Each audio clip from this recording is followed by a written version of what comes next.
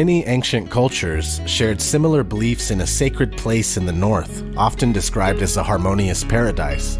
The Norse would call it Agartha. For Hindus, it's referred to as Paradisia. The Greeks knew it as Hyperborea. The Celtics called it Avalon. Buddhists call it Shambhala, and in the Bible, it's referred to as the Garden of Eden. That's just a few of the names. In fact, this place has been dubbed the Land of 1,000 Names. At the center of this paradise is the Axis Mundi, also called the Cosmic Axis, World Axis, World Pillar, Center of the World, and World Tree. This is said to be the connection between heaven and earth. Here is the Norse depiction. We have Yggdrasil, which is the Tree of Life. This is Mount Meru, from Buddhist, Jain, and Hindu cosmology.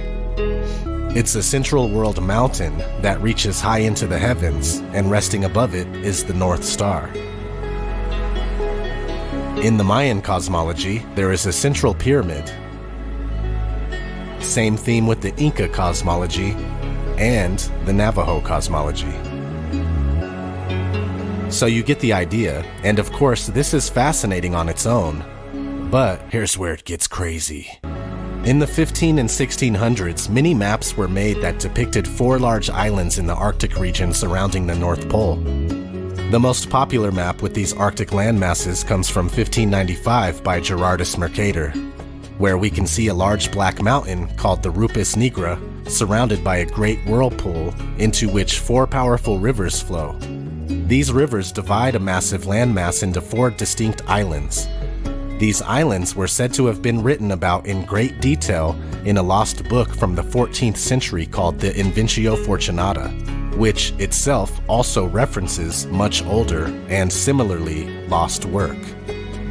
Suddenly, in the mid-1600s, all traces of the 4 Arctic lands, the Central Mountain, and the whirlpool had vanished, not to be seen on any map thereafter. Currently, we are told that there is no land at the North Pole, but instead, a floating ice sheet that expands and contracts from season to season.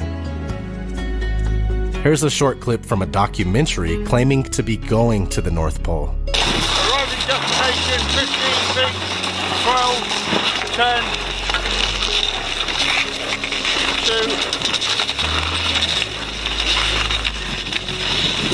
2. North Pole. Top of the world, guys. Top of the world. We'll get that in a minute, Jake. How cool is that? So what do you think? Is the real North Pole being hidden from us? Are they hiding land at the center of the Earth? Is that why we are told about Santa Claus at an early age, and it's conveniently related to the North Pole so that when we inevitably find out that Santa Claus is total BS, we also dismiss the North Pole? Not that it doesn't exist, but, you know, we just kind of forget about it along with Santa Claus. Sure feels that way. And as usual, the truth seems to show up in plain sight in Hollywood movies. I just watched the new movie The Dark Tower, based on the Dark Tower book series by Stephen King, and sure enough, it was all about the Axis Mundi. You draw with a good hand.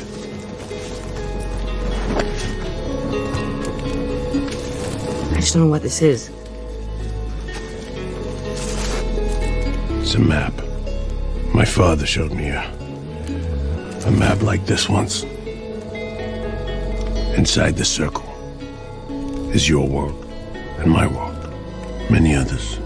No one knows how many. The Dark Tower stands at the center of all things. And it stood there from the beginning of time.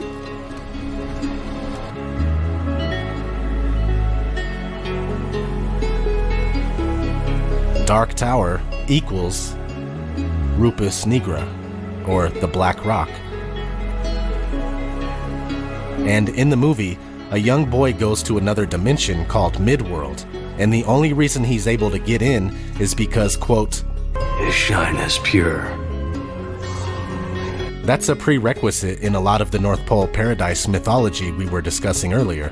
This magical kingdom will only reveal itself to believers pure in heart, What does this mean? It means that you must shed all your past traditional beliefs and open your mind and heart to the possibilities of the invisible worlds beyond our senses of reality. The Western world has been conditioned to see first, then believe. But in the search for Shambhala, you must believe first. Just like in the movie Doctor Strange. You're talking to me about healing through belief. You're a man looking at the world through a keyhole, and you've spent your whole life trying to widen that keyhole, to see more, to know more. And now, on hearing that it can be widened in ways you can't imagine, you reject the possibility. No, I reject it because I do not believe in fairy tales about chakras or energy or the power of belief. There is no such thing as spirit. We are made of matter and nothing more. You're just another tiny, momentary speck within an indifferent universe. You think too little of yourself.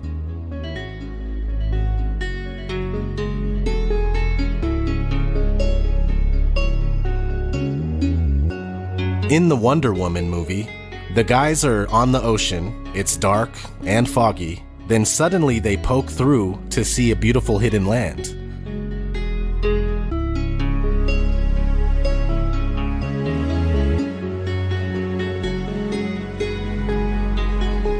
On Kong, Skull Island, there is a hidden land surrounded by a perpetual storm system.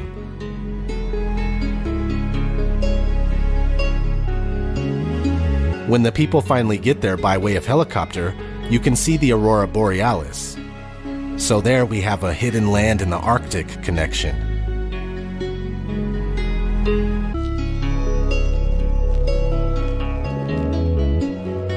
On the movie The BFG, Big Friendly Giant, there's a scene where they jump through a water gateway to a hidden land. And again, we see the Aurora Borealis in the scene.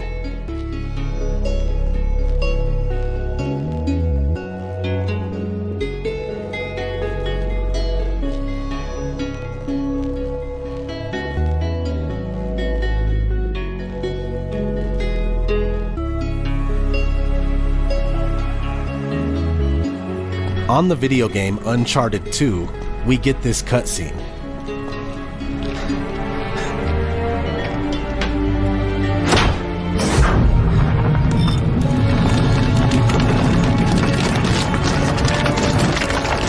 Whoa. That's amazing.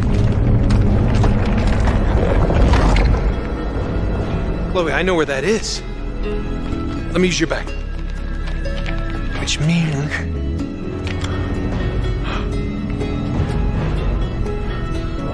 the entrance to Shambhala must be right here. Here it is, Elena. The secret entrance to Shambhala. In the movie The Golden Compass, there is a magical dust at the North Pole that connects the world to a parallel universe.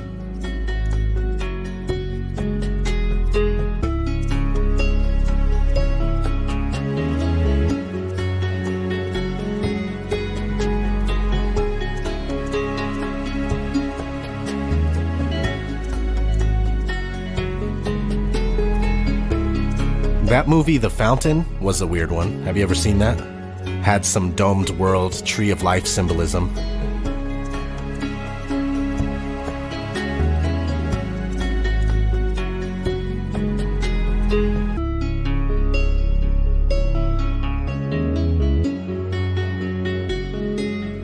Here's one that I didn't catch until recently, but during the credits, the end credits of the first Thor movie, it has the mountain reaching the heavens, depicted in the Yggdrasil Norse Tree of Life cosmology.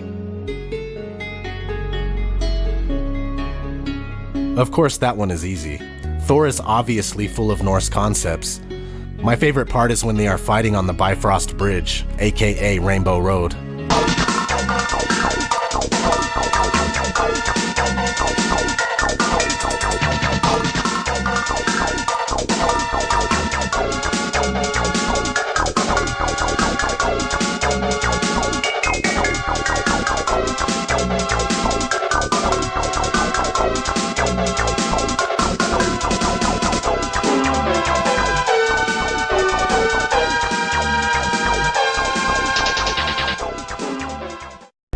If you don't get the joke, then you need to play some Mario Kart. Now, this next movie is by far my favorite on this list. It's called The Children Who Chased Lost Voices, known as Journey to Agartha in the UK. It is said to be a place where any kind of wish can be fulfilled, even resurrecting the dead.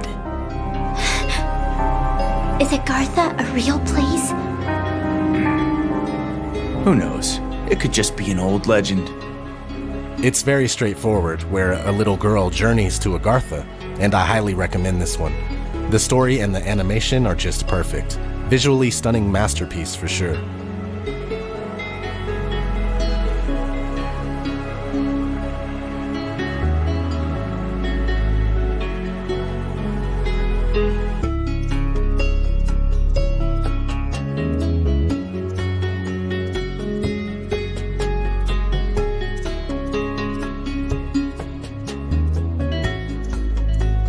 So I'm gonna get out of here. Hope you enjoyed this video, and I have to say that I barely scratched the surface on this.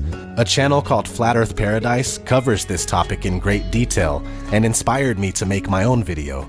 I'll have a link for his channel in the description. Thanks for watching. And from there, I went to the middle of the earth and saw a blessed, well-watered place, which had branches which remained alive and sprouted from a tree which had been cut down.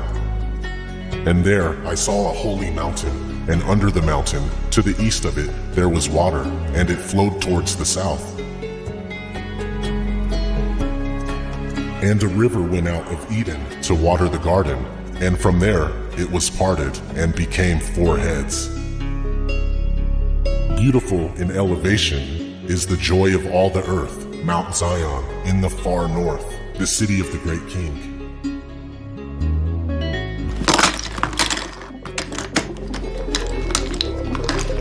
What's exciting about this? Well, they're all facing north, right?